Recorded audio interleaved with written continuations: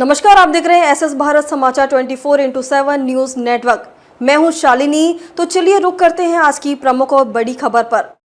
तो नमस्कार दोस्तों, स्वागत है आपका खबर। मैं हूं गजेंद्र सिंह राठौर और इस वक्त हम लगातार उस बागेश्वर धाम की धरा पर हैं जहां पर बालाजी सरकार की कृपा से लोगों के बिगड़े हुए काम बनते हैं। ऐसा लोगों का अभी कहना था कि यहाँ पर हम लोग आए थे और हमने अर्जियाँ लगाई थी तो हमारा 100% काम पूरा हुआ है। लेकिन मैं आज कुछ दूसरी खबर लेके आया हूँ कि यहाँ पर देश के प्रधानमंत्री माननीय नरेंद्र मोदी जी का आगमन हुआ था और यहाँ पर जो महाराज जी का प्रण था, जो उनका संकल्प था कि यहाँ एक कैंसर हॉस्पिटल बनाया जाए और वो देश के प्रधानमंत्री नरेंद्र मोदी जी के द्वारा शिलान्यास किया गया है। मैं आपको बता दूं कि यहाँ पर लोग बागों का जनसमूह आपको दिख रहा होगा। इसमें कुछ श्रद्धालु भी हैं और कुछ लोग माननीय नरेंद्र मोदी जी को, जो प्रधानमंत्री जी हैं देश के, उनको सुनने के लिए भी आए थे। मैं लोग बागों से बात करूंगा। जी दादाजी, क्या नाम है आपका? राधेश्याम गुप्ता। गुप्ता जी, कहाँ से आना हुआ? सतना से। सतना से आना हुआ। आज देश के प्रधानमंत्री जी नरेंद्र मोदी यहाँ पर आए थे और उन्होंने कैंसर हॉस्पिटल का शिलान्यास भी किया है। क्या कहना चाहेंगे आप? मैं बहुत बहुत धन्यवाद कहूँगा मोदी जी को कि ये छतरपुर ज़िले में और ये एक कैंसर हॉस्पिटल जो बनवाने की शिलान्यास हुआ है वो बहुत बहुत धन्यवाद देता हूँ। बिल्कुल, लोगों में खुशी है कहीं ना कहीं। मैं आपको बता दूं और बड़ी संख्या में लोग बाग यहाँ पर मौजूद है। जी भाई साहब, क्या नाम है आपका? मैं आशीष श्रीवास्तव, मैं यहीं छतरपुर डिस्ट्रिक्ट से का निवासी हूँ और मैं केवल ये कह सकता हूँ कि मैं बहुत गौरवान्वित महसूस करता हूँ कि इस पावन धरा पे मैंने जन्म लिया और मैं यहाँ पे रह रहा हूँ। मुझे उनका आशीर्वाद प्राप्त है, बाबा बागेश्वर धाम जी का और धीरेन्द्र शास्त्री जी का। और जो उन्होंने एक संकल्प लिया था कि अभी तक क्या होता था कि मंदिरों में, हॉस्पिटल्स में मंदिर हुआ करते थे, लेकिन फर्स्ट टाइम उन्होंने ये संकल्प लिया कि मंदिर में हॉस्पिटल बनाया जाएगा जिससे कि सारे संकल्प पूरे होंगे। और उन्होंने एक और नारा दिया है कि बटोगे तो कटोगे और जात पात की करो विदाई, हिंदू हिंदू भाई भाई। और उन्होंने 21 नवंबर से 26 नवंबर तक जो एक सनातन हिंदू जोड़ो यात्रा निकाली थी वो भी बड़ी सक्सेसफुल रही। इससे पूरे विश्व में एक जो परचम लहराया है सनातन धर्म का, हिंदू संस्कृति का, और उसकी ओर एक और कदम है बाबा बागेश्वर धाम का।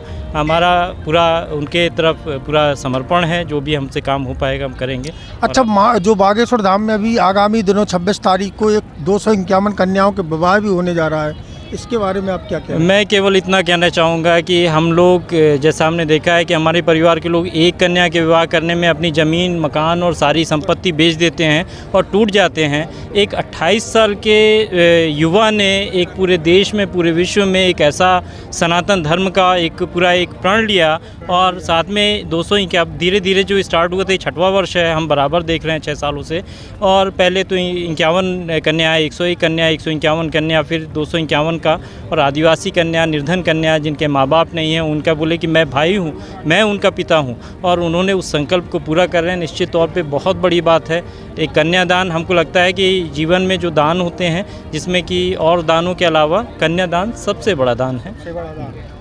बिल्कुल, इन्होंने बताया है कि महाराज जी का जो संकल्प था वो भी पूर्ण होने जा रहा है और जो महाराज जी के द्वारा यहाँ पर 251 कन्याओं का विवाह करवाया जा रहा है वो भी कहीं ना कहीं बहुत सराहनीय कार्य है। जी भाई साहब, क्या नाम है आपका? घनेंद्र सिंह परमार। परमार जी, कहाँ से आना हुआ? अपने यहीं टोया से हूँ, पास ही के गाँव है। आपने यहाँ पर देखा है अभी कुछ पहले यहाँ पर प्रधानमंत्री जी अपने वक्तव्य में कह रहे थे, भाषण में कह रहे थे कि धीरेन्द्र शास्त्री मेरा छोटा भाई है। क्या कहना चाहेंगे?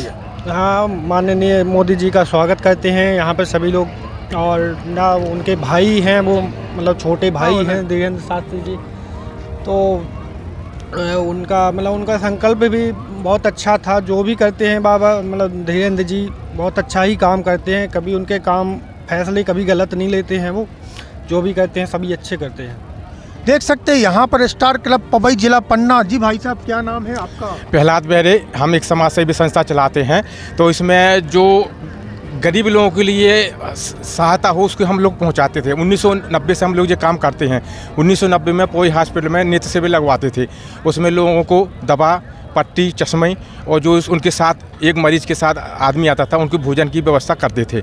उसी के साथ साथ हमको उसमें प्रोत्साहन मिला तो हम लोगों ने और काम किया। हमारी पवई से कलदा क्षेत्र है मैया रोड में, तो वहाँ पर रोड नहीं थी, तो हम लोगों ने मंत्रियों को विधायक को लिखा तो वहाँ पर रोड बन गई। उसी के अनुसार अभी मैं गढ़ा आया था। बागेश्वर धाम के लिए क्या कर रहे हैं आप? मैं बागेश्वर धाम के लिए ये कर रहे हैं कि जो खजराही से कटनी नवीन रेलवे लाइन बन जाए, क्योंकि यहाँ पर से रिसर्च सेंटर बन रहा है तो एक ही आवागमन के लिए साधन है रोड मात्र। यदि ये खजुराहो से गढ़ा से अमानगंज से पवई से कटनी नवीन रेलवे लाइन बन जाए तो इससे जनता को और मरीजों को और यहाँ पर धाम में आने के लिए लोगों को बहुत सुविधा हो जाएगी। तो मैं आपके चैनल के माध्यम से माननीय रेल मंत्री अश्विनी वैष्णव जी से निवेदन करता हूँ कि खजुराहो से गढ़ा होते हुए अमानगंज पवई शाहनगर कटनी नवीन रेलवे लाइन 155 किलोमीटर की है, इसी बजट में करें, क्योंकि बजट में आपको 2,55,000 करोड़ रुपये रेलवे को माननीय वित्त मंत्री सीतारमण जी ने दिया है। तो यदि उसी बजट में के अनुसार खजुराहो से गढ़ा अमानगंज पवई के कटनी इस रोड का सर्वे किया जाए रेलवे लाइन का, और फिर भविष्य में जो भूमि अधिग्रहण किया जाए किसानों को उसका मुआवजा देके पटली बच जाए, तो आपके चैनल माध्यम से यदि ये बात उनके पास पहुंचती हो, ये बनती है, तो ये एक बागेश्वर धाम के लिए एक मील का पत्थर बन जाएगा। तो मैं आपके चैनल के माध्यम से यही निवेदन करता हूँ कि ये खजुराहो से गढ़ा अमानगंज पवई शाहनगर कटनी नवीन रेलवे लाइन बने। इसके लिए मैं आपका भी धन्यवाद और बागेश्वर धाम का। बिल्कुल जो है अगर बागेश्वर या खजुराहो से कटनी के लिए रेलवे लाइन हो जाएगी तो कहीं ना कहीं लोगों में सुधार भी आएगा और यहाँ पर जो एक आवागमन की जो व्यवस्था है वो थोड़ी सी सुचारू रूप से ठीक नहीं है, वो भी सही हो जाएगी। तो बिल्कुल इनकी मांग ज़रूरी है और मैं भी कहना चाहूँगा कि जो रेल मंत्री हैं उन तक अगर यह खबर पहुँचे तो इसमें संज्ञान लेना चाहिए और रेलवे लाइन को भी कंप्लीट करना चाहिए, क्योंकि जो कटनी वाला एरिया है वो बुंदेलखंड से लगा हुआ है और बुंदेलखंड और बागेश्वर धाम से मुझे लगता है श्रद्धालु बड़ी ही तादाद में आते हैं। 9:30 बजे आया था और माननीय प्रधानमंत्री जी आए थे तो हम लेट हो गए तो दर्शन नहीं हो पाए। अब तन मन से दर्शन करेंगे और मेरा इतना ही कहना है कि ये देश और दुनिया और विश्व के जितने भी आडंबर पाखंड कर रहे हैं, ढोंगी साधु संत बैठे हैं, उन सबको आज कान खोल कर देख लेना चाहिए कि एक सनातन का सच्चा सपूत श्रीमान धीरेन्द्र शास्त्री जी अब आ चुका है और आप सबकी देखना क्या गजब से वाट लगेगी। और उनमें एक ऐसी शक्ति थी जो माननीय धीरेन्द्र शास्त्री जी ने देश के प्रधानमंत्री को भी यहाँ पर आमंत्रित किया और उनको आना पड़ा। और मैं ये बहुत ही गर्व का विषय है आज कि हर गरीब आदमी कैंसर जैसी बीमारी से, गंभीर बीमारी से जूझ रहा है और धीरेन्द्र शास्त्री जी महाराज ने एक लक्ष्य लिया कि मेरा मंदिर नहीं, पहले ऐसा मंदिर में मैं हॉस्पिटल बनाऊंगा। 200 बेड का उन्होंने लक्ष्य रखा और 100 बेड का जो आज कैंसर एंड रिसर्च हॉस्पिटल का शिलान्यास माननीय प्रधानमंत्री जी के हाथों से हुआ है। तो ये एक बहुत ही बड़ी बात है। और देखिए पिछली बार 151 कन्याओं का विवाह किया और अब की बार 251 कन्याओं का विवाह कर रहे हैं। ये गुरुजी की बहुत बड़ी बात है। एक कन्या का विवाह करने का भी 7 जन्मों का पुण्य का कर्म मिलता है। तो मैं गुरुजी के इन सेवा भावों से, गुरुजी जो गरीबों पर निस्वार्थ दया भाव करते हैं, उन सब बातों से प्रभावित होकर मैंने यहाँ से जीवन पर्यंत जुड़ने का और जुड़ा हुआ हूँ। और मेरे फ़ोन है उसमें भी मैं डीपी पर यही लगा रखा हूँ, सुबह रात के 12 बजते यही दर्शन करता हूँ।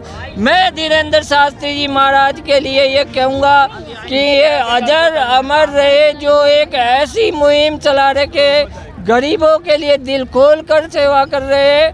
तो ये कहना चाहूँगा कि एक ना एक दिन देश ही नहीं पूरे विश्व में बागेश्वर धाम का डंका बजेगा और मध्य प्रदेश छतरपुर का नाम होगा।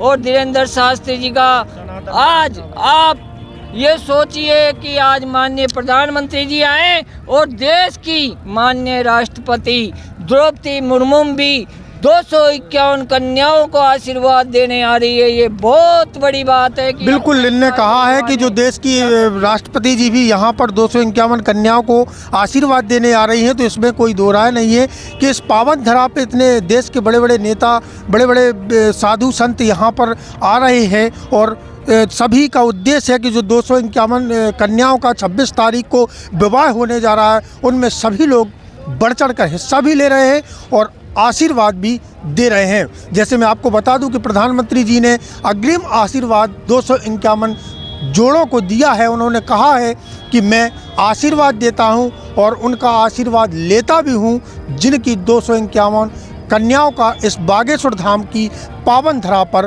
विवाह होने जा रहा है।